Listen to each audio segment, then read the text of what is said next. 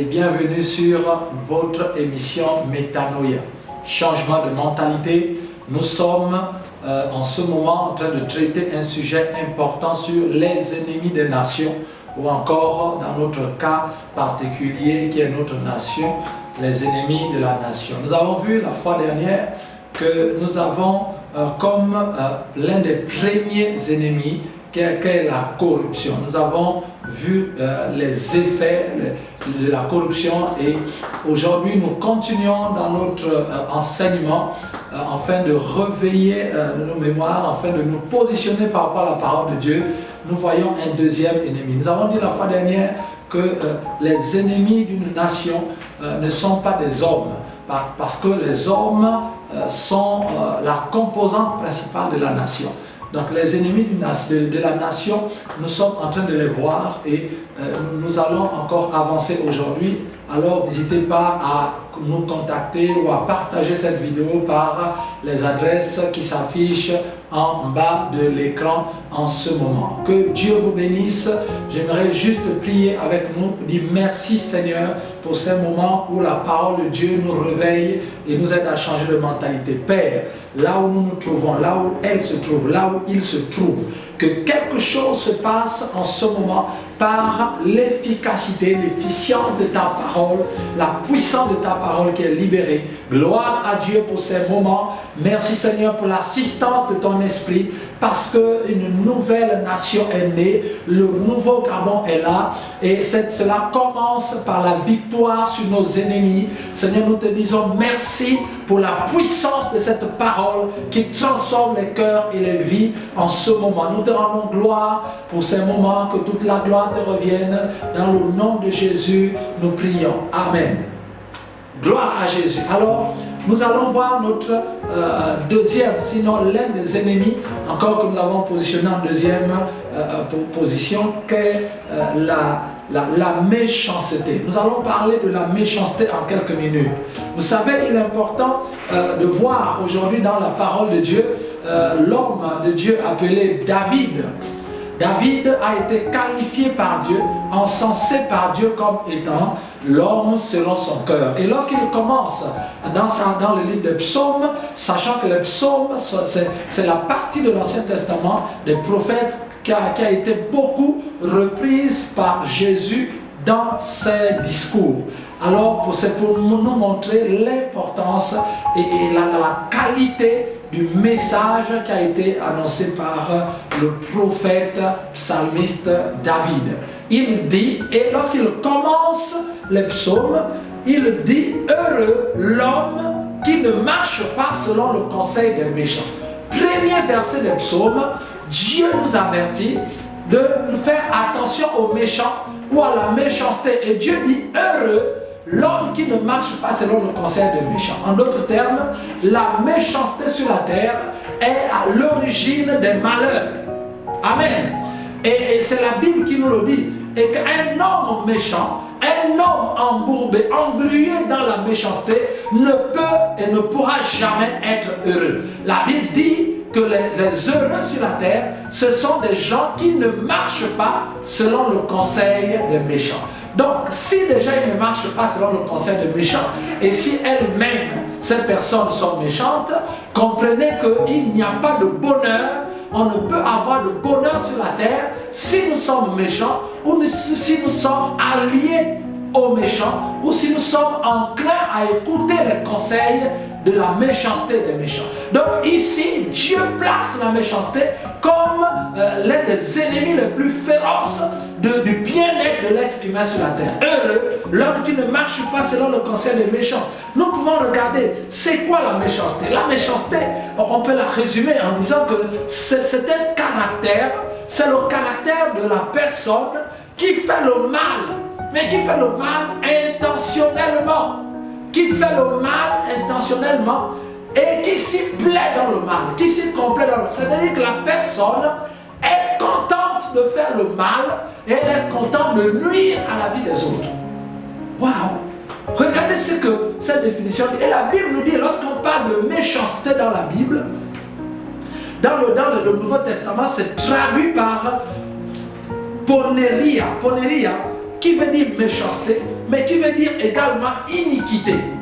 Iniquité, qui veut dire aussi, de poneria aussi, la déclinaison c'est poneros, qui veut dire aussi méchant, mais aussi mauvais état. C'est-à-dire qu'un méchant, c'est quelqu'un qui est en mauvais état.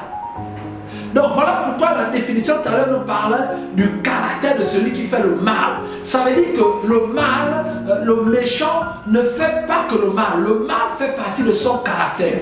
Ça veut dire que le mal commence par la pensée. La pensée crée des actions. Les actions créent des habitudes. Les habitudes créent un comportement. Et le comportement crée un caractère. Ça veut dire que la personne, c'est déjà un caractère. La personne est déformée. Elle est en mauvais état. C'est ce que la Bible appelle l'iniquité. Voilà. C'est quoi les manifestations de la méchanceté? Un homme méchant, c'est quelqu'un qui sait que ce qu'elle fait est mauvaise. Oui. Parce que c'est intentionnellement. C'est intentionnellement. Regardez ce qui est écrit dans Matthieu chapitre 7. Matthieu chapitre 7, le verset 11 nous dit: si méchant que vous êtes, vous savez donner de bonnes choses à vos enfants. À plus forte raison, Dieu qui est bon, de le Père qui est bon, donnera-t-il de bonnes choses à ses enfants. Donc la Bible reconnaît, nous dit que si méchant que vous êtes, vous savez donner de bonnes choses à vos enfants. Donc ça veut dire que la méchanceté, ce n'est pas l'oubli du bien. Parce que ces hommes-là, ils savent faire du bien à leurs enfants. Mais Dieu dit, si méchant que vous êtes, ça veut dire qu'un méchant, ce n'est pas quelqu'un qui ignore le bien. Un méchant, ce n'est pas quelqu'un qui a oublié le bien. Un méchant, ce n'est pas quelqu'un qui fait par inadvertance ou qui fait par erreur. Un méchant, c'est une personne qui a décidé de faire le mal, qui sait très bien que c'est mauvais, mais qui a décidé de faire le mal, de nuire à la vie de l'autre, d'empêcher l'autre d'avancer, d'agir. Ça, c'est un méchant, voyez-vous? C'est très important à comprendre. Donc, un méchant, ce n'est pas quelqu'un qui a oublié de faire le bien. Non, c'est quelqu'un qui a décidé résolument de faire le mal. Et un méchant aussi, c'est quelqu'un qui oublie facilement les bienfaits qu'on a fait sur lui. Vous voyez, un méchant, une méchante personne, c'est une personne qui se rappelle de tout ce qu'on lui a fait de mal, mais qui oublie ce qu'on a fait de bien. Voyez-vous, Dieu nous parle de cette histoire dans Matthieu chapitre 18, verset 32. Ce monsieur à qui le maître a remis sa dette qui était de 10 000 talents et qui va mettre en prison son camarade qui lui devait 100 deniers seulement. Donc, en ramenant dans l'histoire actuelle, c'est comme si quelqu'un devait 10 millions. On lui a fait la remise de ces 10 millions. Il a supplié le maître. Et il part, il trouve son frère qui lui doit 100 francs. Et à cause de 100 francs, il met son frère, son ami, en prison à cause de 100 francs. C'est-à-dire qu'il a oublié qu'à lui, on lui a pardonné les 10 millions qu'il devait. On ne l'a pas mis en prison à cause de 10 millions. Voyez-vous? Et les méchants sont dans ce sens. Le méchant oublie facilement le bien qu'on a fait. Ce qui l'importe, c'est de faire du mal aux autres. Et le méchant s'y plaît. C'est-à-dire que non seulement il fait le mal, mais il est content du mal qu'il a fait. Et il est content de voir les gens souffrir. Voilà pourquoi la Bible nous dit dans le livre de Romains chapitre 1 verset 30, qu'ils sont ingénieux au mal. Ça veut dire que ce sont des ingénieurs du mal. Ça veut dire qu'ils sont diplômés en mal. Ça veut dire qu'ils réfléchissent, ils mettent toutes leurs compétences à créer, fabriquer le mal et à poser des brevets sur le mal. Voyez-vous? Donc ces personnes existent et c'est ce qui attire la méchanceté dans une nation. Voyez-vous, l'origine, la Bible dit que l'origine du mal, voyez-vous, ces personnes, c'est des personnes qui vont faire du mal et qui vont vraiment intentionnellement, que à ces personnes, que vous leur fassiez du bien, que vous leur fassiez du mal, elles vous feront le mal. Que vous vous excusiez ou que vous leur fassiez du bien, les méchantes personnes vont interpréter même votre bien, le bien que vous faites, comme étant une raison de se glorifier. Donc, une raison pour elles de vous faire encore plus le mal. Donc votre bien est transformé en mal. Ce sont des personnes qui sont totalement dénaturées par rapport au bien et qui savent faire que le mal. Vous leur donnez, vous leur prenez en voiture, elles iront dire, oui, il m'a mis dans sa voiture pour montrer sa richesse, il veut se faire voir. Voilà, c'est-à-dire que même quand vous faites le bien, la personne ne comprend que en mal. Voyez-vous? Et c'est très important. Et ce mal vient du cœur. La Bible dit que le méchant, Luc chapitre 11, verset 13 nous dit que le méchant tire des mauvaises choses de son cœur. Luc chapitre 11, verset 13. Donc nous comprenons que la méchanceté a pour origine le cœur, la déformation du cœur. Donc un méchant, ce n'est pas quelqu'un qu'il faut raisonner. Un méchant, c'est quelqu'un qui a la méchanceté dans le cœur, l'iniquité, c'est-à-dire que son être est paramétré, est modélé pour faire le mal. Waouh! Et donc, voilà pourquoi ces personnes ont besoin de Jésus. Et la Bible nous dit que la méchanceté aussi nous vient des puissants des ténèbres. Éphésiens chapitre 6, verset 12 nous dit qu'il y a des esprits méchants dans les lieux célestes. Des esprits méchants. Dieu parle, dans ce verset, Dieu parle de domination, des autorités, des principautés, des princes de ce monde des ténèbres et des esprits méchants dans les lieux célestes. On a l'impression que la méchanceté a échoué en Afrique et que vraiment l'homme africain est très méchant. Nous sommes gentils, mais nous sommes méchants aussi. C'est-à-dire que ce que nous appelons communément et dans le langage vulgaire le mauvais cœur. Voyez-vous? C'est-à-dire qu'il y a des gens qui sont méchants et lorsqu'on regarde ces principautés, on a l'impression que ces principautés de méchanceté sont en Afrique. Vous allez regarder en Europe, c'est beaucoup plus les princes de ce monde des ténèbres. C'est-à-dire que tout ce qui est ténébreux naît de l'Occident. Vous allez regarder dans les Amériques, c'est beaucoup plus la domination. C'est-à-dire que ce sont des gens qui aiment dominer. Vous allez regarder l'Asie, c'est beaucoup plus les autorités. C'est-à-dire que tout est en ordre, c'est autoritaire. Il y a tout ce qui est autoritaire. Vous regardez l'Afrique, la première caractéristique, c'est la méchanceté. C'est-à-dire qu'on ne veut pas que l'autre avance. C'est-à-dire que ce que l'autre a, ça ne nous empêche pas de vivre. Mais on a mal au cœur de voir que l'autre a ce qu'il a, bien que nous ayons les mêmes choses ou que nous n'ayons pas les mêmes choses. Voyez? Donc c'est une mentalité qui est là, où vraiment, même dans la famille, vous allez voir un frère qui va aller voir un charlatan, qui va aller voir un magicien pour tuer son propre frère. La raison, c'est parce qu'il veut montrer que c'est lui qui a l'argent dans la famille. Mais mon Dieu, mais ça c'est de la méchanceté. Et un pays ne peut pas évoluer dans la méchanceté, ce n'est pas possible. Même au milieu des chrétiens, on trouve la méchanceté. Les gens se lancent des fusils nocturnes, les pots de banane, parce que, et on se réjouit du malheur de l'autre. Oui, tel chrétien est tombé dans le péché. Ah, ça lui apprendra, il voulait montrer quoi. Voyez-vous, c'est de la méchanceté. Et lorsqu'on va dans le monde, lorsqu'on va dans la direction, dans l'organisation de la société, n'en parlons plus. Il y a tellement de situations méchantes que vous avez certainement vécues. Vous pouvez me donner plusieurs anecdotes, plusieurs exemples. Vous le savez bien. La méchanceté est un frein pour le développement d'une nation. Il y a des choses qu'on ne va pas faire parce qu'on ne veut pas que les autres prospèrent. L'on ne veut pas que les gens soient à l'aise. C'est-à-dire on s'y plaît à mettre les bâtons dans les roues, à rendre la vie des autres difficile. Alors que cela ne nous dérangerait pas d'aider les autres et lorsque nous sommes en position d'agir, d'agir dans la nation, par un poste, par ceci, mais agissons. Mais non, certaines personnes s'y plaisent à voir les autres souffrir. C'est de la méchanceté. Et c'est gratuit, c'est-à-dire que les gens, il y a une déformation qui est là, qui fait qu'on laisse la méchanceté se développer. Et tant que la méchanceté va se développer dans la société, va impacter, infiltrer les domaines de gouvernance, va infiltrer ceux qui sont en position d'autorité et de décision, ceux qui sont en position d'autorité dans les familles, dans le monde religieux, dans tous les domaines, on aura du mal à avancer. Il faut que nous arrêtions la méchanceté. Or, nous ne pouvons pas l'arrêter.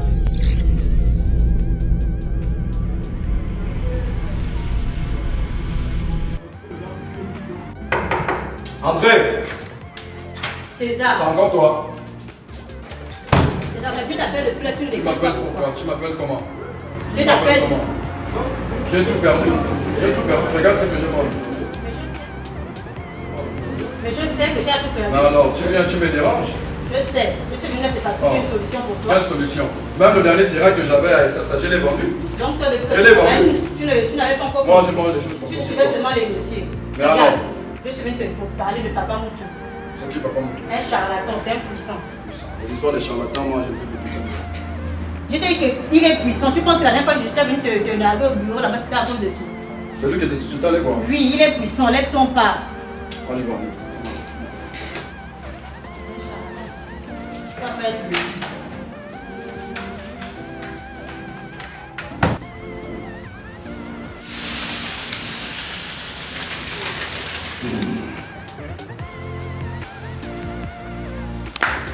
Ma fille, tu es encore venue pourquoi? Papa Moutou, tu te souviens la dernière fois que je suis venu prendre la poudre là? Oui. Je t'ai parlé de prendre chercher le travail là-bas. Oui. Oui, monsieur, et vous? Moi, je suis là, j'ai perdu, à cause de chercher le dossier, j'ai perdu mon poste de travail. À cause de chercher le À cause de chercher le dossier est là. Et c'est à cause d'elle que j'ai perdu. Même mon bout de pain, je l'ai perdu. Mais qu'est-ce que vous voulez maintenant? Je vais retrouver mon emploi. Ok, ça c'est un petit problème. Et vous, madame? Papa Moutou, la fille qui l'a remplacée là, il faut que tu l'enlèves. Elle m'énerve, c'est ma voisine, elle m'énerve.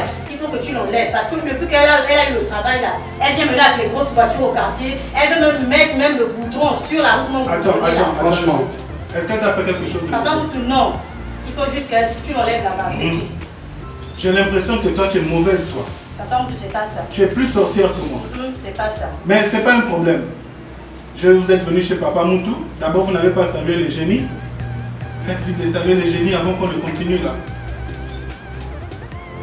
Voilà. Donc, pour ce que vous m'avez demandé, Papa Moutou a la solution à tous vos problèmes. D'accord? Ah bon? Donc, vous allez faire un sacrifice. Ce sacrifice, vous allez devoir m'apporter 300 000 francs. D'accord? Mais vous allez aller acheter les éléments. Quelques petites choses avec lesquelles on va faire le sacrifice. Vous allez chercher un œuf. D'accord, Papa Moutou. Vous allez prendre la 15e plume du cou de la poule Ah, Papa Moutou. avec 2 collants. Vous amenez ça ici et puis on va faire les choses. Toi tu es ici là, c'est parce qu'elle était venue me voir pour le travail.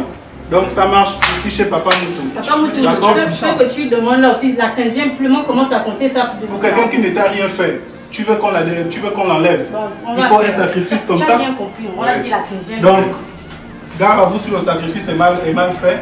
Comptez bien la 15e plume. Vous amenez ici, on va faire le sacrifice. D'accord, Papa. D'accord? Il y a pas de- Allez, partez en paix mes enfants. Merci, Papa. Merci, papa Moutou.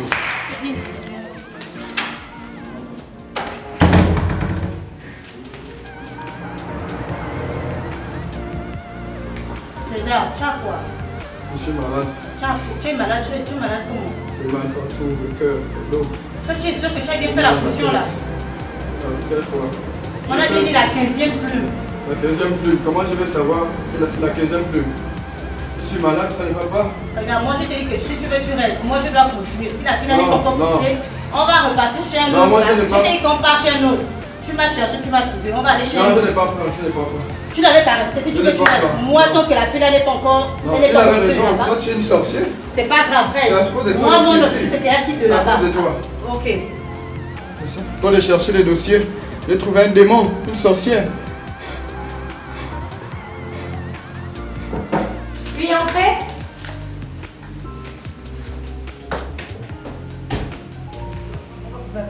Oui, monsieur. D'accord. Marché conclu, marché conclu. D'accord. Donc on garde la réunion pour le 24. Merci. Bonne journée à vous. Alors, Madame Simone, bonjour. Bonjour, monsieur le directeur. Vous me permettez? Je vous en prie, asseyez. Merci. Alors, Madame Simone, dites-moi, comment vous allez? Je vais très bien, monsieur le directeur. Mais Madame Simone, vous aussi, vous pouvez prendre la pause quand même, c'est l'heure de pause ici. Et tous les autres y sont. Je l'ai remarqué, mais lorsque je suis arrivée, j'ai constaté qu'il y avait un retard au niveau des dossiers. Ah bon? Donc j'ai décidé de prendre des heures supplémentaires pour Encore essayer de- César, vraiment. Vraiment. Mais dites-moi, vous vous souvenez, je vous avais parlé de monsieur le directeur financier du cabinet JS Gabon là. Oui, je Oui, me oui, souviens oui. très bien, Il a pris rendez-vous et le monsieur est au hall déjà. On m'a prévenu qu'il est au hall, donc je venais vous prendre parce que je sais qu'avec vous, ça va très vite en fait. Donc je ne voulais pas passer par la secrétaire, du coup j'aimerais que vous puissiez gérer le dossier. D'accord, ça ne me dérange pas, donc j'ai déjà presque terminé, donc je vais venir avec vous. Non, allons-y, ça me dérange. Ok.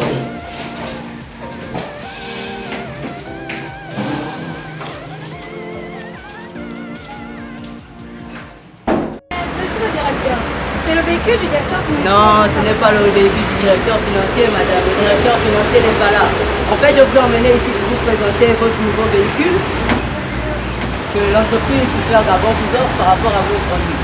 Madame Simone, au nom de l'entreprise Super Gabon, nous offrons ce véhicule légal, tout frais payés et livré.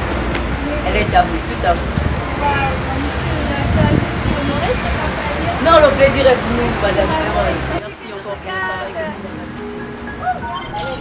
Il faut que nous arrêtions la méchanceté. Or, nous ne pouvons pas l'arrêter comme ça. Nous ne pouvons pas nous délivrer seuls. La Bible nous dit que c'est Dieu qui est capable de changer les cœurs. Parce que la méchanceté vient du cœur. Et les cœurs ont été déformés depuis le commencement, depuis Caïn qui a tué Abel, qui a prémédité. Alors nous ne pouvons pas, depuis Adam et Ève, nous ne pouvons pas nous en délivrer seuls. Nous avons besoin de Jésus. Voilà pourquoi Jésus est venu mourir sur la croix pour nous sauver. La Bible nous dit dans le livre de Matthieu chapitre 13 verset 49 qu'à la fin, les anges viendront séparer les méchants d'avec les justes. Donc à la fin de tout, il y aura une séparation entre les méchants et les justes. La question que je peux te poser, de quel côté tu es? Dieu est venu nous justifier par Jésus. La Bible dit que quiconque croit en Jésus ne périsse point, mais qu'il ait la vie éternelle. Et la Bible dit que tous ceux qui ont cru en Jésus sont justifiés, déclarés justes. Ça veut dire qu'ils sont sauvés de cette malformation, de cette déformation, de ce mauvais état qu'on appelle l'iniquité, c'est-à-dire cette constitution du mal, cet enclin au mal. Il n'y a que Jésus qui peut nous délivrer. La seule personne qui a vaincu le mal, c'est Jésus-Christ de Nazareth. Cette nation a besoin de Jésus dans toutes les sphères. Cette nation a besoin de Jésus dans tous les domaines de la société. Cette nation a besoin de Jésus dans l'église, a besoin de Jésus dans les familles, afin d'éradiquer la méchanceté. Je suis en train de dire à quelqu'un ce soir, c'est que sans Christ, sans être né de nouveau, sans la transformation de Christ, nous sommes tous des méchants. Proportions différentes, mais nous sommes tous des méchants. Parce que la méchanceté habite le cœur de la descendance d'Adam. Voilà pourquoi nous avons besoin de Jésus. Nous avons besoin de Jésus pour nous libérer de la méchanceté, afin de pouvoir aider les autres à avancer, de pouvoir être dans la joie de faire du bien aux autres. Gloire à Jésus. Nous avons besoin de Jésus et tu as besoin de Jésus. C'est pourquoi nous allons vraiment remercier le Seigneur et prier afin que Jésus seul règne dans nos vies, dans nos familles, dans nos églises, dans nos cœurs, mais surtout dans notre nation, dans notre société. La méchanceté doit être éradiquée de notre société afin de voir le développement. Avec la méchanceté, il n'y a pas de développement, parce que la méchanceté va empêcher toute forme de développement. Or, il n'y a pas de développement sans le développement de l'être humain. Or, la méchanceté vient pour bloquer le développement d'autrui, le développement de notre voisin, le développement de notre prochain. Et si notre prochain, notre vis-à-vis ne peut pas se développer, si nous sommes heureux de le voir piétiner, de le voir être détruit, alors c'est la nation tout entière qui ne pourra pas se développer. C'est la société tout entière qui ne pourra pas se développer. Il n'y a qu'à regarder nos sociétés et à regarder particulièrement la nôtre. Nous comprendrons que nous avons besoin d'enlever cet ennemi qu'est la méchanceté. Mon frère, ma soeur, tu n'es plus obligé d'être méchant parce que Jésus est mort à la croix pour toi. Tu n'es pas obligé d'avoir ce pincement au cœur quand tu vois l'autre réussir. Jésus est capable de te délivrer. C'est pourquoi si tu peux prier avec moi en ce moment, afin que Christ entre dans nos vies et surtout dans notre société pour une délivrance réelle et un développement réel. Père Dieu de gloire, je te bénis et je te prie pour ce moment. Je te rends grâce, Seigneur, parce que tu nous délivres ce soir de la méchanceté. Seigneur, cette nation a besoin d'être totalement libérée de la méchanceté. Nous avons en tant que personne besoin d'être libérés de la méchanceté.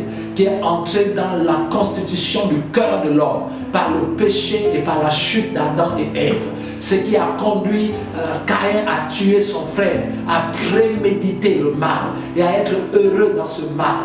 Ce mal, cette méchanceté qui est alimentée par le péché, alimentée par les esprits méchants dans les lieux célestes. C'est pourquoi nous venons, Père, prier pour chaque être humain, pour chacun de nous en ce moment. Tous ceux qui ont écouté et qui regardent cette émission. Père, nous prions qu'ils soient totalement délivrés du pouvoir de la méchanceté. Et nous prions pour la délivrance de notre société gabonaise, pour notre nation. Nous prions pour la délivrance des nations africaines. Nous prions pour la délivrance de toutes les nations du monde, de l'ennemi qu'est la méchanceté, qui est employé par le diable pour détruire les sociétés, pour empêcher le développement, pour empêcher la nouvelle naissance, pour empêcher la conversion. Père, nous te bénissons parce que nous savons que ce n'est qu'en Christ que nous pouvons être libres. Merci Seigneur de délivrer chacun de nous, d'apporter Seigneur la délivrance nécessaire dans la vie de tous ceux qui ont écouté ce message. Nous les bénissons dans le nom de Jésus et nous te disons merci Père parce que nous savons que tu as agi dans nos cœurs et que désormais nous sommes totalement délivrés. Oh Dieu, merci de m'avoir délivré, d'avoir délivré tous ceux qui ont écouté ce message de l'ennemi qu'est la méchanceté. Merci pour une nouvelle atmosphère dans cette nation, que toute la gloire te revienne. Au nom de Jésus, nous prions. Amen. Merci, que Dieu vous bénisse et nous nous retrouvons lundi prochain à la même heure.